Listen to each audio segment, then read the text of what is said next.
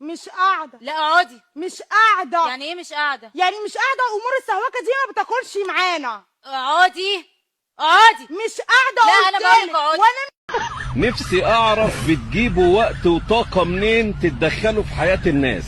ده انا مش عارف اتدخل في حياتي انا الشخصية وسايبها ماشية كده هليبيلي. ارحمونا بقى.